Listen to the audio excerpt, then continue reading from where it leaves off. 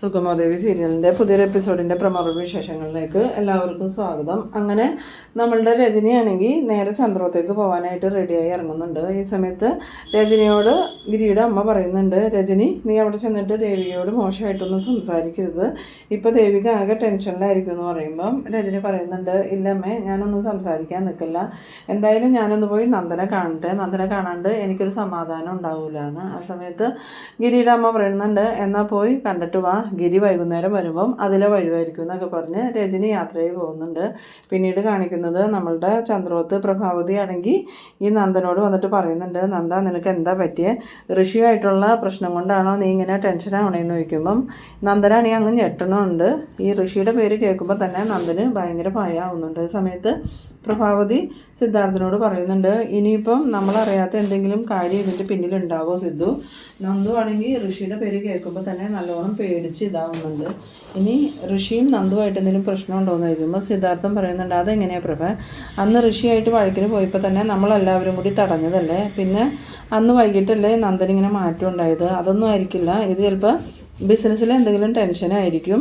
ഇപ്പോൾ തന്നെ കുറേ നാൾ ജോലിയൊന്നും ഇല്ലാണ്ട് നടന്നിട്ട് ഒരു ബിസിനസ് തുടങ്ങിയതല്ലേ, അതിലെന്തെങ്കിലും തടസ്സം വന്നപ്പം അതവന് താങ്ങാൻ പറ്റി കാണില്ല, അതുകൊണ്ടായിരിക്കും ഇങ്ങനെ വിഭ്രാന്തി പോലെയൊക്കെ കാണിക്കണേന്ന്. ആ സമയത്ത് പ്രഭാവതി പറയുന്നുണ്ട്, അതിന് ഇത്ര ടെൻഷൻ അടിക്കേണ്ട കാര്യം എന്താ, അന്ന് സിദ്ധു ജയിലിൽ പോയി കമ്പനിയൊക്കെ കൈവിട്ട് പോയ സമയത്തും നന്ദൻ ഇങ്ങനത്തെ പ്രശ്നമൊന്നും ഉണ്ടായില്ല, അതൊന്നും അല്ല സിദ്ധു, വേറെ എന്തോ പ്രശ്നമാണെന്ന്. ഇതേ സമയം നമ്മളുടെ രാധികയാണെങ്കിൽ ശാരികയ്ക്ക് ദേവിക വിളിക്കണമെന്നും പറഞ്ഞ് ഫോൺ കൊടുത്തെങ്കിലും ശാരിക ദേഷ്യപ്പെട്ട് ഫോൺ മേടിക്കാണ്ടിരുന്ന സമയത്ത് ദേവികയ്ക്കാണെങ്കിൽ ആകെ സങ്കടമാവുന്നുണ്ട്.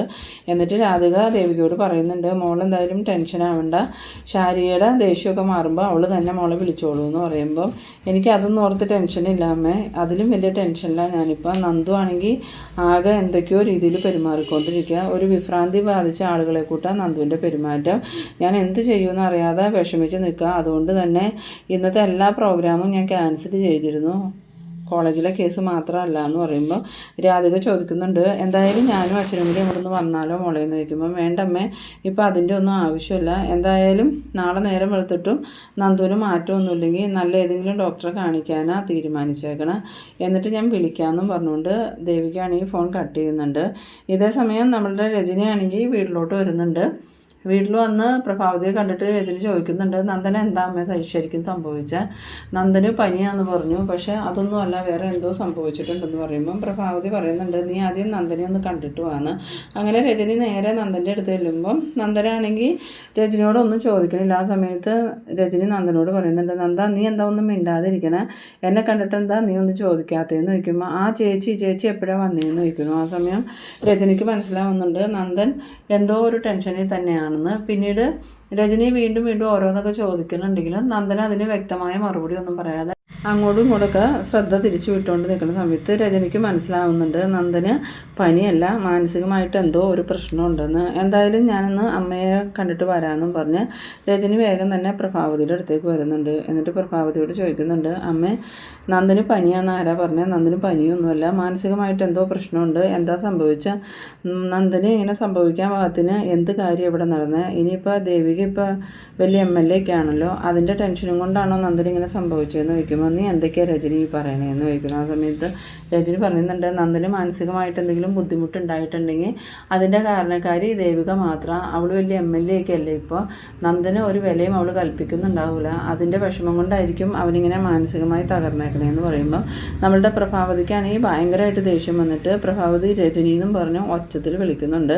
അങ്ങനെ പ്രഭാവതി രജനിയെ വിളിക്കുന്ന ആ ഒച്ച കേട്ടിട്ട് ദേവിക അങ്ങോട്ട് വരുന്നുണ്ട്. ദേവിക വന്നതും ഈ പ്രഭാവതി രജനിയോട് പറയുന്നത് കേൾക്കുന്നുണ്ട്, നീ ഇതിനാണോടി ഇങ്ങോട്ട് വന്നത്, അല്ലെങ്കിൽ തന്നെ മോളാകെ ടെൻഷനിലിരിക്കുക, ഇനിയും നീ മോളെ കുത്തി നോവിച്ചിട്ടുണ്ടെങ്കിൽ ഉറപ്പായിട്ടും നിന്നെ ഞാനിവിടെ നിന്ന് ഇറക്കി വിടും, മര്യാദക്ക് വായി കിടക്കണ നാക്കും കൊണ്ട് ആവശ്യമില്ലാത്തത് പറയാതിരിക്കുകയാണെങ്കിൽ അതാ നിനക്ക് നല്ലതെന്ന്. ഇത് കേട്ടതും ദേവികയ്ക്ക് ഭയങ്കര വിഷമാവുന്നുണ്ട്.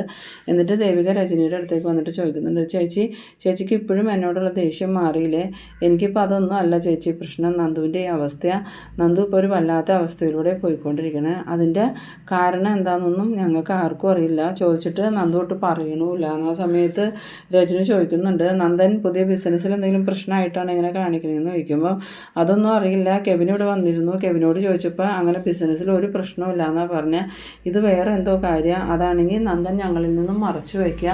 ഇനിയിപ്പം നന്ദൻ്റെ കാര്യത്തിൽ എന്ത് ചെയ്യുമെന്ന് ചോദിക്കുന്ന സമയത്ത് രജനി പറയുന്നുണ്ട്, എന്ത് ചെയ്യാനാ, നന്ദനെ എത്രയും പെട്ടെന്ന് ഏതെങ്കിലും നല്ല ഹോസ്പിറ്റലിൽ കൊണ്ടുപോകണം, അല്ലാതെ ഒന്ന് ഹോസ്പിറ്റലിൽ കൊണ്ടുപോയെന്നും പറഞ്ഞാൽ നിങ്ങളിവിടെ ഇങ്ങനെ വീട്ടിലിരുത്തിയിട്ടുണ്ടെങ്കിൽ നന്ദൻ്റെ അസുഖം കൂടാനേ ഉള്ളൂ എന്ന്. പിന്നീട് കാണിക്കുന്നത് ഭാർഗവീനെയും ഗൗരീനെയാണ്. ഗൗരിയാണെങ്കിൽ ഈ മുരളിയുടെ അടുത്തേക്ക് വന്നിട്ട് മുരളിയോട് പറയുന്നുണ്ട്, മുരളിയേട്ട എന്തായാലും ചന്ദ്രോത്ത് വരെ ഒന്ന് പോയി നോക്കിയിട്ട് വാ. നന്ദന് സദാ പനിയാണെങ്കിൽ ദേവികയ്ക്ക് ഇത്ര ടെൻഷനൊന്നും ഉണ്ടാവില്ല. മാനസികമായിട്ട് എന്തോ ഒരു പ്രയാസം നന്ദനുണ്ട്, അതെന്താണെന്ന് ആർക്കും മനസ്സിലായിട്ടില്ല. മുരളിയേട്ടൻ ചെന്ന് നന്ദനോടൊന്ന് സംസാരിക്കുക, അപ്പോൾ കാര്യങ്ങൾ കുറച്ച് ക്ലിയർ ആവും, അതനുസരിച്ച് നമുക്ക് മുന്നോട്ട് പോകാമല്ലോ. എന്ന സമയത്ത് ഭാർഗവിയും പറയുന്നുണ്ട്, അത് ശരിയാ മോനെ, ഗൗരിമോള് പറഞ്ഞത്, മോനെ എത്രയും പെട്ടെന്ന് നന്ദനെ ഒന്ന് പോയി കണ്ട് സംസാരിക്കുക. അവൻ നിൻ്റെ ഉറ്റ ചങ്ങാതിയല്ലേ, അവൻ എന്ത് കാര്യം ഉണ്ടെങ്കിലും നിന്നോട് പറയാതിരിക്കില്ല, നീ വേഗം പോയി അവനോടൊന്ന് സംസാരിച്ചിട്ട് വന്ന. ആ സമയത്ത് മുരളി എന്നാൽ ഞാൻ ചന്ദ്രോത്ത് വരെ പോയിട്ട് വരാമെന്നും പറഞ്ഞ് വീട്ടിൽ നിന്ന് ഇറങ്ങുന്നുണ്ട്. പിന്നീട് കാണിക്കുന്നത് നമ്മളുടെ മുരളി ആണെങ്കിൽ നന്ദൻ കിടക്കുന്ന റൂമിലോട്ട് കയറി വരാണ്. മുരളീനെ കണ്ടിട്ടും നന്ദനാണെങ്കിൽ ഒരു മാറ്റവും ഇല്ലാതെ ഇങ്ങനെ തന്നെ ഇരിക്കണ കാണുമ്പോൾ ഈ മുരളിക്ക് മനസ്സിലാവുന്നുണ്ട് നന്ദൻ എന്തൊക്കെയോ മാനസിക പ്രശ്നങ്ങളുണ്ടെന്ന്. എന്നിട്ട് മുരളി നന്ദൻ്റെ അടുത്ത് നിന്നിട്ട്, എന്താ നന്ദ, നിനക്ക് എന്താ പറ്റിയത്, നിനക്ക് അസുഖം കുറഞ്ഞില്ല എന്നൊക്കെ ചോദിക്കുമ്പോൾ എന്താ മുരളി നീ ഇങ്ങനെ ചോദിക്കണേന്നൊക്കെ ചോദിച്ച് നന്ദനാകെ പരുങ്ങണുണ്ട് കേട്ടോ. ആ സമയം ദേവിക അങ്ങോട്ട് വരുന്നുണ്ട്. ദേവികയെ കണ്ടതും നന്ദനാണെങ്കിൽ ഋഷിയ വരുന്നതെന്ന് കരുതിയിട്ട് എന്നെ കൊല്ലാൻ വന്നു എന്നും പറഞ്ഞുകൊണ്ട് ബഹളം ഉണ്ടാക്കുന്നുണ്ട്. ആ സമയം മുരളി പറയുന്നുണ്ട്, അത് ദേവിയാ, നീ എന്താ നന്ദ ഇങ്ങനെ പറയണേ, ദേവികയ്ക്ക് നിൻ്റെ അടുത്തേക്ക് വരണ്ടേന്ന് ചോദിക്കുമ്പം എന്നെ കൊല്ലാനായിട്ട് വന്നെ, പോകാൻ പറ എന്നും പറഞ്ഞ് വഴക്കുണ്ടാക്കണമെന്നതും ദേവികയ്ക്കാണെങ്കിൽ ആകെ സങ്കടമാവുന്നുണ്ട്. എന്നിട്ട് ദേവിക നന്ദനോട് പറയുന്നുണ്ട്, നന്ദുവിന് ഞാനിവിടെ നിൽക്കണ ഇഷ്ടമല്ലെങ്കിൽ ഞാനിപ്പോൾ തന്നെ ഇവിടുന്ന് പോയിക്കോളാം, നന്ദുവിൻ്റെ അസുഖം മാറിയാൽ മതി, അല്ലാതെ എനിക്കിവിടെ നിൽക്കണമെന്ന് നിർബന്ധമൊന്നുമില്ല. ആ സമയത്ത് മുരളി പറയുന്നുണ്ട്, ദേവിക നീ എന്തേ പറയണേ, നന്ദന് എന്തോ ബുദ്ധിമുട്ടുണ്ട്, അതുകൊണ്ടാണ് നന്ദൻ ഇങ്ങനെ പറയണേ, അതിന് നീ ഇവിടുന്ന് പോകേണ്ട കാര്യമൊന്നുമില്ല എന്ന് പറയുമ്പോൾ ദേവിക പറയുന്നുണ്ട്, ഇന്നലെ തൊട്ട് നന്ദു ഇങ്ങനെ തന്നെയാണ്, ഞാൻ അടുത്തേക്ക് ചെല്ലുമ്പോൾ കൊല്ലാൻ വരാമെന്ന് തന്നെ പറഞ്ഞ് കരച്ചില്ല, അതുകൊണ്ട് ഞാൻ ഇനി ഇവിടെ നിന്നാൽ ശരിയാവില്ല, എന്തായാലും ഞാൻ എൻ്റെ വീട്ടിലോട്ട് പോകുകയെന്ന്. അങ്ങനെ ദേവികയാണെങ്കിൽ മുരളിയോടും പ്രഭാവതിയോടൊക്കെ യാത്ര പറഞ്ഞിട്ട് വീട്ടിൽ നിന്ന് ഇറങ്ങുന്നുണ്ട്. ആ സമയത്ത് പ്രഭാവതി പറയുന്നുണ്ട്, മോളെ ഇപ്പോൾ മോൾ ഇവിടുന്ന് പോയാൽ എങ്ങനെ ശരിയാവണമെന്ന് ചോദിക്കുമ്പോൾ ഞാൻ പോയാലേ ശരിയാവുള്ളൂ അമ്മ, ഇല്ലെങ്കിൽ നന്ദൻ്റെ അസുഖം വീണ്ടും കൂടും, ഞാൻ തൽക്കാലം ഒന്ന് മാറി നിൽക്കാം, നന്ദന് എന്തെങ്കിലും മാറ്റം വരുമോ എന്ന് അറിയാമല്ലോ. എന്നാൽ ശരി മോളെ, മോള് ഒരു ദിവസം വീട്ടിൽ പോയി നിൽക്ക്, നന്ദന് എന്തെങ്കിലും മാറ്റം വരുമെന്ന് നമുക്ക് നോക്കാം, എന്നിട്ടും മാറ്റമൊന്നുമില്ലെങ്കിൽ മോളും കൂടെ തന്നെ വന്നേക്കണം കേട്ടോ എന്ന്. അങ്ങനെ ദേവികയാണെങ്കിൽ വീട്ടിലോട്ട് ചെല്ലുന്നുണ്ട്.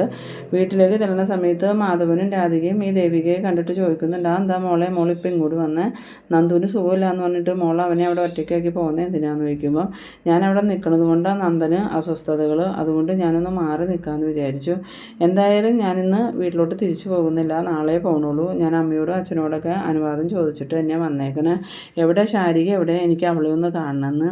ആ സമയത്ത് നമ്മളുടെ രാധികയാണെങ്കിൽ ദേവികയോട് പറയുന്നുണ്ട്, മോൾ എന്തായാലും ഇപ്പോൾ ശാരിയെ കാണാൻ നിൽക്കണ്ട, അവളാണെങ്കിൽ ഭയങ്കര ദേഷ്യത്തിലാന്ന് പറയുമ്പം ദേവിക പറയുന്നുണ്ട്, അമ്മേ അവൾക്ക് എൻ്റെ അവസ്ഥ മനസ്സിലാവാത്തത് കൊണ്ട് അവളെക്കാളും വലിയ ബുദ്ധിമുട്ടിലാണ് ഞാനിപ്പോൾ നിൽക്കുന്നത്, എൻ്റെ അവസ്ഥ പറഞ്ഞാൽ നിങ്ങൾക്ക് ആർക്കും മനസ്സിലാവില്ല എന്ന്. അത് കേട്ടതും രാധികയും മാധവനും ഇങ്ങനെ എന്ത് പറയണമെന്ന് അറിയാതെ നിൽക്കുന്ന ആ ഒരു സീനിലാണ് എപ്പിസോഡ് അവസാനിക്കുന്നത്. അപ്പോൾ നിങ്ങളെൻ്റെ വീഡിയോ ആദ്യമായി കാണുന്നവരാണെങ്കിൽ ചാനലൊന്ന് സബ്സ്ക്രൈബ് ചെയ്യാനും ഇഷ്ടമായ ലൈക്ക് ചെയ്യാനും ഷെയർ ചെയ്യാനും മറക്കരുത്. അപ്പോൾ ഇതുപോലെ ഇൻട്രസ്റ്റിംഗ് ആയിട്ടുള്ള അടുത്തൊരു എപ്പിസോഡുമായി നമുക്ക് വീണ്ടും കാണാം. അതുവരേക്കും ബൈ ബൈ.